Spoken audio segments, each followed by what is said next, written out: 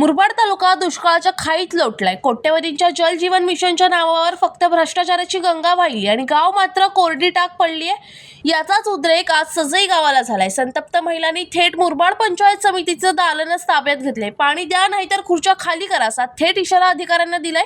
केंद्र सरकारची महत्त्वाकांक्षी जल जीवन मिशन योजना मुरबाड तालुक्यात मात्र ही योजना अधिकाऱ्यांच्या आणि ठेकेदारांच्या भ्रष्टाचारात वाहून गेली आहे। कागदावर कोट्यवधींची कामे झाली, पाईपलाईन टाकल्या, टाक्या बांधल्या, पण नळाला पाण्याचा थेंब नाही। परिणाम गावागावात पिण्याच्या पाण्यासाठी हाहाकार उडालाय। आई बहिणींचे डोळे विहिरीकडे आणि प्रशासन मात्र ठिम्म। तुमच्या कंप्लेंट करायला आलोय का? अजून काही जल जीवनची कामं चालू आहेत त्याच्यावर कधी कंप्लेंट केलीत का? आम्ही त्याच्यावर कधी अर्ज केलेत का? ते आम्हाला माहिती आहे, तुम वरच असते, तुमचं त्यांच्यावर हात आहे। आम्ही येणारच नाही, आम्हाला माहिती तिथपर्यंत आम्ही येऊ शकणार नाहीये। 2023 ला आमची मुदत संपली।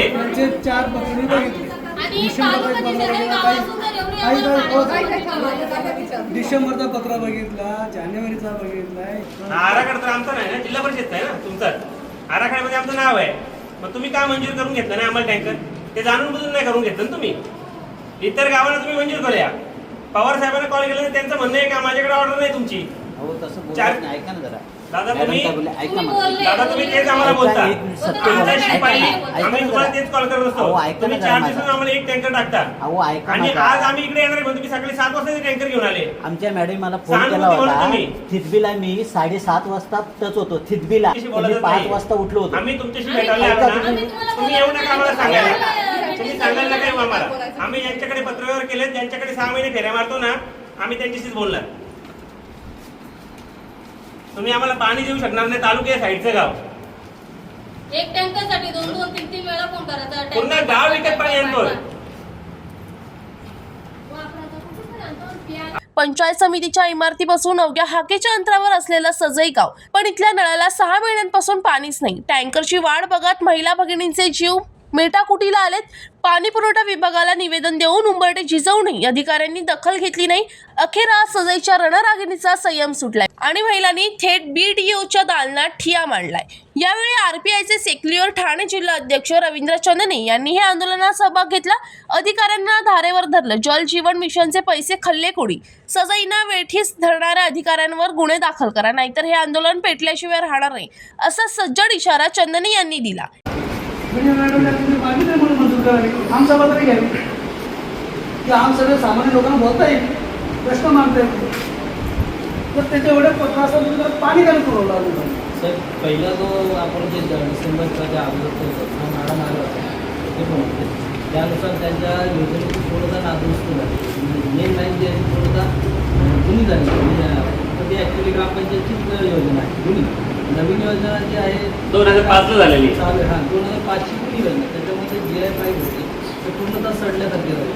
तर त्याच्यामध्ये आता यांच्या ग्रामपंचायत स्तरावरून नेहमी काय त्याच्यामध्ये तरतूद आहे उपलब्ध नाही किंवा त्यांची संख्या कमी आहे।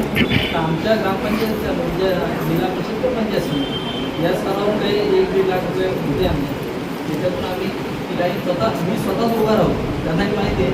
आणि ती कारवून त्यांची म्हणजे जवळजवळ ते 5-6 तास लागेल टाकी भरायला।